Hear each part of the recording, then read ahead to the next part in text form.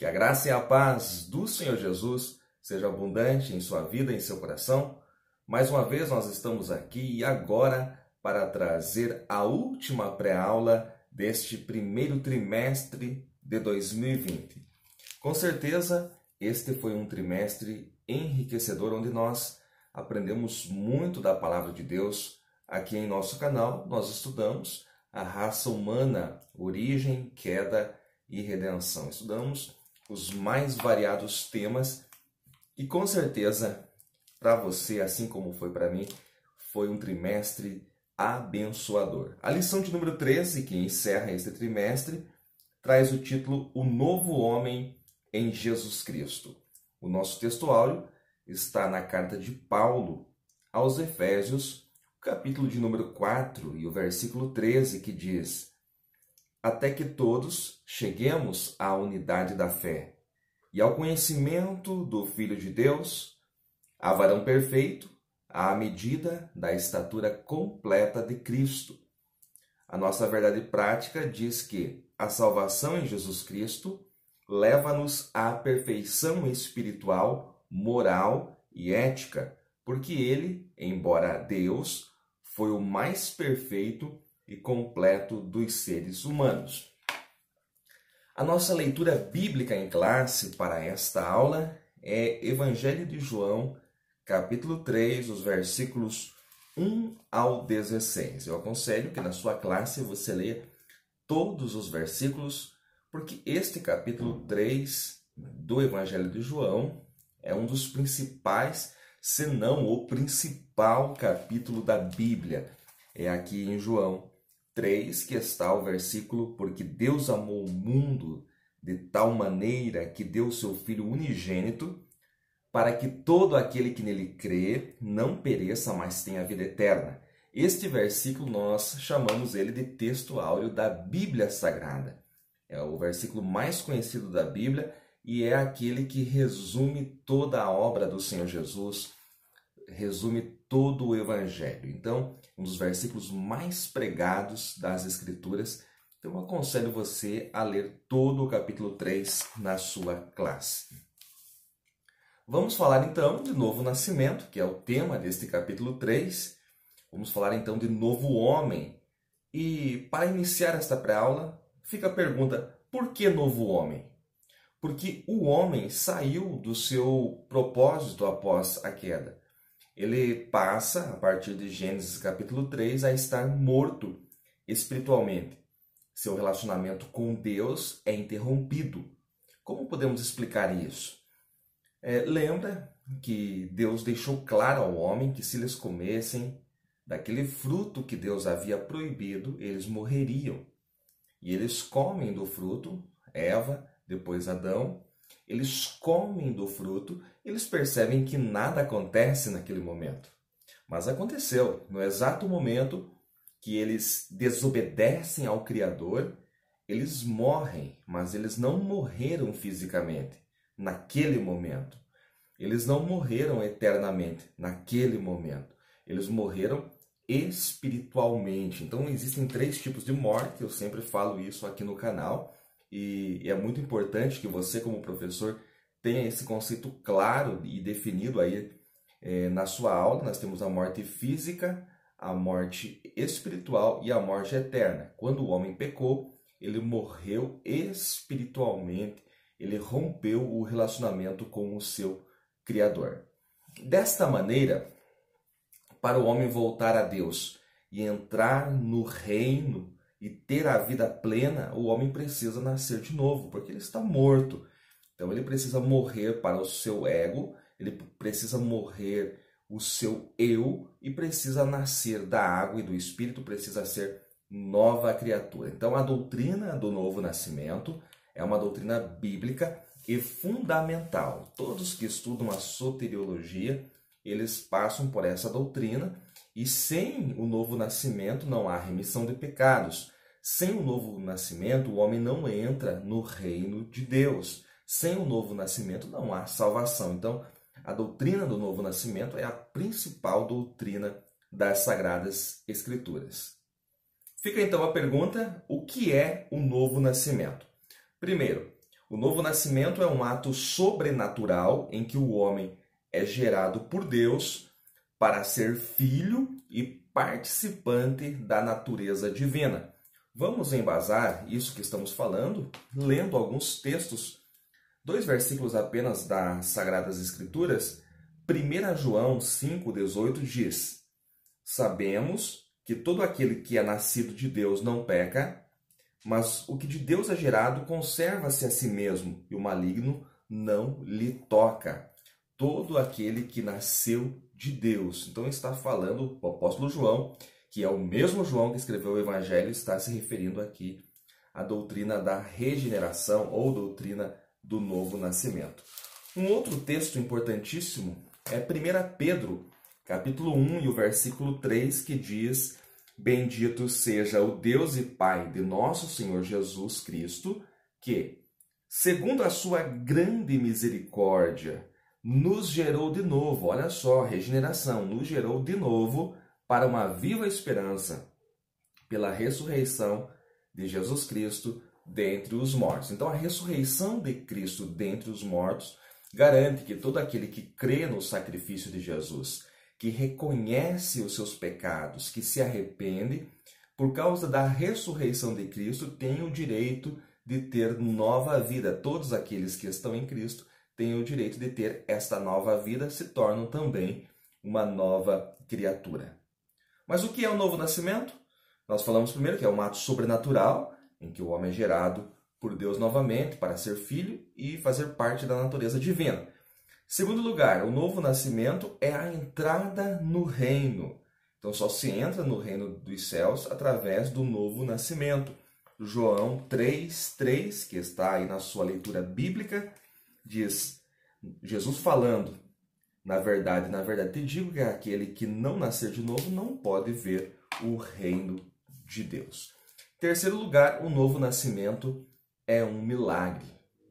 Então o homem não faz o novo nascimento. O novo nascimento é uma obra exclusiva de Cristo na cruz do Calvário. Quando ele atrai os homens, ele atrai a todos através do seu ato na cruz. Quando ele é levantado da terra, ele atrai os homens, aqueles que respondem, que creem, confessam seus pecados e passam pelo novo nascimento, têm essa nova vida. Então, o novo nascimento é sobrenatural, é um milagre.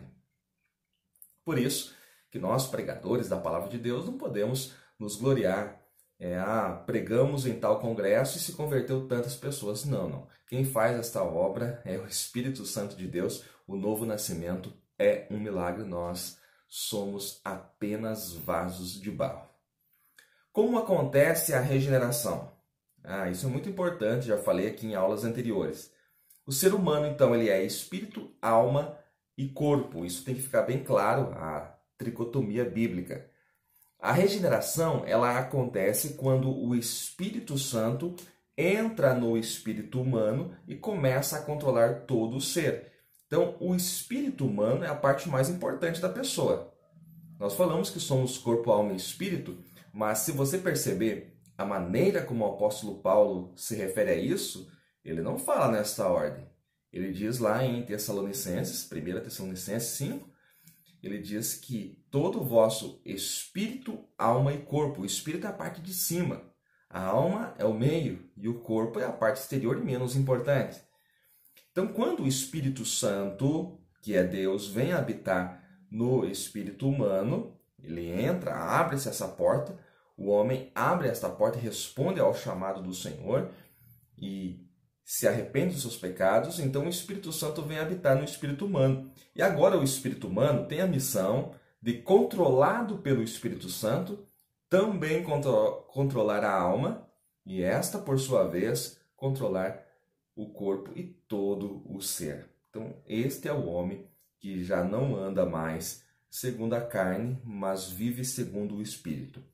O novo homem, ele vive segundo o Espírito. Ele já não é controlado pelo seu corpo, ele é controlado pelo seu espírito humano, que está sendo controlado pelo Espírito Santo que habita ali. Por isso que nós somos templo do Espírito Santo. Outra parte importante que nós temos que observar nessa lição, porque na introdução, nosso comentarista diz: nesta última lição do trimestre, estudaremos o novo nascimento, a justificação, santificação e glorificação. É claro que a parte central da lição é o novo nascimento, mas eu preciso responder o que é justificação. O que é justificação? É um termo legal ou judicial que significa declarar justo. Envolve o perdão da culpa e do castigo pelo pecado e a imputação da justiça de Cristo ao cristão. Professor, eu não entendi. O homem não pode ser justo por seu próprio esforço. Então, Jesus Cristo, na cruz, ele satisfez toda a justiça de Deus. Quando o homem nasce de novo, aquela justiça de Cristo passa a ser imputada no homem que nasceu de novo. Veja que obra maravilhosa, veja que a obra de Cristo ela é completa, por isso a Ele toda a honra e toda a glória. Essa justificação o homem não faz nada para conseguir. Ele não pode se gloriar de ter respondido. É uma obra exclusiva de Cristo. O homem que aceitou, que respondeu ao chamado, não pode se gloriar de tal fato. Veja o que diz Romanos 3:24. Sendo justificados gratuitamente pela sua graça. Sendo justificados gratuitamente pela sua graça, pela redenção que há em Cristo Jesus. Esse versículo é chave para nós entendermos a justificação, que ela é uma obra exclusiva de Cristo. A nossa lição também fala de santificação. E eu não quero entrar aqui no mérito da questão, mas na teologia tradicional, entende-se essa palavra santificação como sinônimo de santidade. Eu não quero entrar nesse mérito agora aqui, porque a nossa aula é focada na doutrina da regeneração.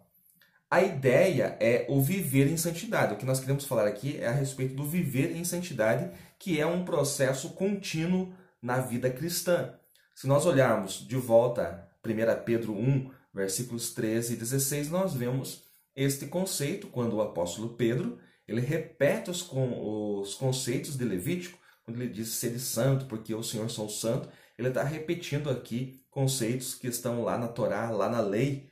E essa é a ideia do viver em santidade, de procurar a cada dia mais parecer com Cristo. E este sim é um processo paulatino que acontece aos poucos na vida do cristão. Então, nós como cristãos, nós temos que ser melhores este ano do que fomos o ano passado, porque a vida cristã exige isso. É preciso diferenciar este viver em santidade da justificação e da regeneração. A regeneração, a justificação é um ato imediato quando o homem aceita Jesus Cristo como seu Salvador. É uma obra que já foi consumada na cruz. Agora, o viver em santidade, esse sim é um processo que acontece na vida do cristão. Então, sobre o viver em santidade, no ato da regeneração, o homem é separado, ele é colocado em uma nova posição, né? Então, posicionalmente santo. Todavia, a caminhada cristã ela é contínua. É por isso que nós vemos claramente no texto de Paulo aos Efésios, e é o nosso texto áureo, onde ele diz até que todos cheguemos à unidade da fé. Então veja que ele parece estar falando, e está falando, de uma caminhada. Até que todos cheguemos à unidade da fé, ao conhecimento do Filho de Deus, ao varão perfeito, à medida da estatura completa de Cristo. Fica bem claro aqui, nas palavras do apóstolo Paulo, que ele está falando de algo contínuo na caminhada cristã. O nosso autor também fala de glorificação. Glorificação, este é o estágio definitivo e completo no reino de Deus. A glorificação acontece no arrebatamento dos salvos, então é a fase final da salvação.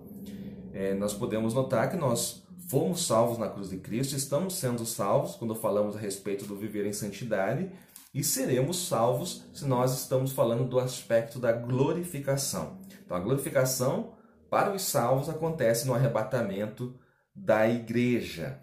1 Tessalonicenses 4, 13 ao 17, ali fala que os salvos serão arrebatados e encontrar-se-ão com Cristo nos ares. Aqueles que estiverem vivos, os que morreram ressuscitarão primeiro, numa fração de segundos primeiramente, e também se encontrarão com Cristo. Então esse é o momento da glorificação, onde nós deixaremos esta matéria, deixaremos este corpo corruptível e estaremos já num estado incorruptível com o Senhor. É a consumação do plano eterno de Deus, Romanos 8:30, e na glorificação não estaremos limitados ao nosso corpo físico, nem ao pecado, nós já estaremos no estado definitivo, como acabei de falar. E nós seremos, neste momento, semelhantes a Ele. Aqui eu tomo o texto de 1 João, capítulo 3, versículo 2. Assim como Ele é, o veremos e seremos semelhantes a Ele. Esse texto é glorioso, 1 João 3 e 2, e isso se refere à glorificação dos salvos no arrebatamento da igreja. A nossa leitura bíblica em classe, então, ela está no Evangelho de João, capítulo 3, do 1 ao 16. Eu não vou comentar todos os versículos, mas eu quero te dar uma ideia geral do que acontece aqui, fazer um resumo para você. Então, o personagem aqui se chama Nicodemos. Quem é Nicodemos? Nicodemos é um fariseu proeminente e membro do Sinédrio. O Sinédrio era composto de 71 homens judeus da elite, os homens mais importantes do meio judaico, e ele era um desses 71 homens, talvez fazia parte da liderança desses 71 homens, portanto era também chamado de príncipe dos fariseus, era um homem importantíssimo.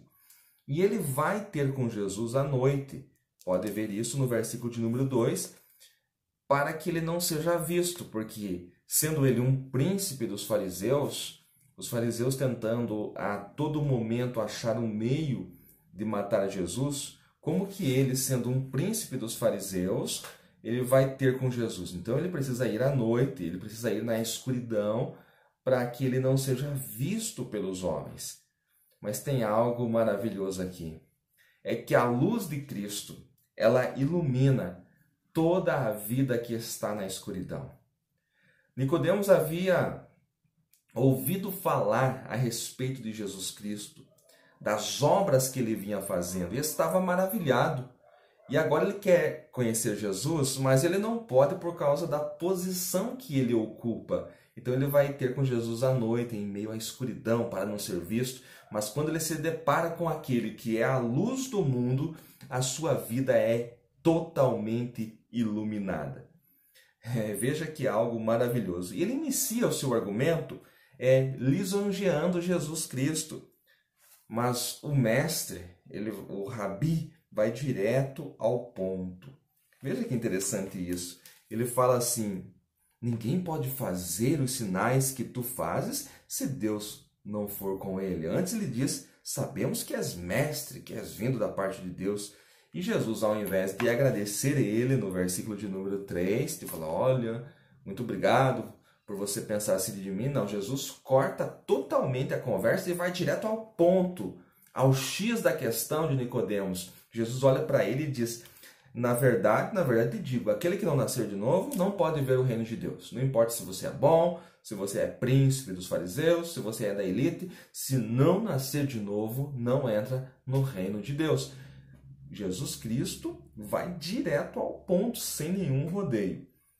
Então veja que a partir dali é que vai iniciar essa conversa. Nicodemos vai falar: mas como eu posso entrar no ventre da minha mãe e nascer novamente? E Jesus diz: mas ainda que você pudesse fazer isso, você seria carne, porque todo aquele que é nascido da carne é carne, mas aquele que é nascido do Espírito é Espírito. Então você precisa nascer da água e do Espírito. Jesus mostra para ele que está falando de algo espiritual e Nicodemos está entendendo algo físico. Então muitas vezes Jesus Cristo fala as coisas de forma clara, mas ele está falando de coisas espirituais.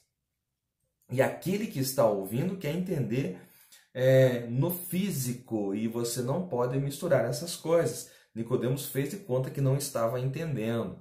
Então Jesus confronta ele e prega a sua maior mensagem. As maiores mensagens de Jesus foram pregadas para uma pessoa. João capítulo 3, ele pregou esta mensagem, a maior mensagem da Bíblia, a mensagem do novo nascimento, exclusivamente para Nicodemos, e no capítulo 4 ele vai pregar uma das maiores mensagens da Bíblia, que é João capítulo 4, ele prega para a mulher samaritana. Então veja que a todos é oferecida a vida eterna. Esta mesma vida eterna que foi oferecida aqui a Nicodemos, ela é oferecida a todos os homens, mas nem todos exercem a fé e creem. Então, para ser salvo, é necessário exercer a fé, ter fé na palavra de Deus, no sacrifício de Cristo e crer. Esta é a necessidade do homem, porque nós somos salvos pela fé, somos salvos pela graça mediante a fé. É necessário crer que Jesus Cristo fez toda essa obra, todo esse plano da redenção em nosso favor. Então, aqueles que exercem fé e creem em Cristo serão salvos, e como o confesso como seu Salvador, serão salvos, porque a obra é exclusiva dele. Nós adoramos ao Senhor Jesus Cristo, não porque nós tenhamos algum mérito em ser salvo, mas porque Ele nos amou primeiro, porque Ele cumpriu o plano eterno da redenção. E nós fomos atraídos e nós respondemos ao seu chamado, declaramos que éramos perdidos, que estávamos destinados ao inferno, que não poderíamos nos livrar do pecado pela nossa força, com nossas estratégias, então nós nos rendemos, nos entregamos a Ele. Ele nos amou primeiro, a Ele seja a glória, a honra e o louvor. Queridos, eu quero agradecer a todos que estiveram durante esses 3 meses conosco.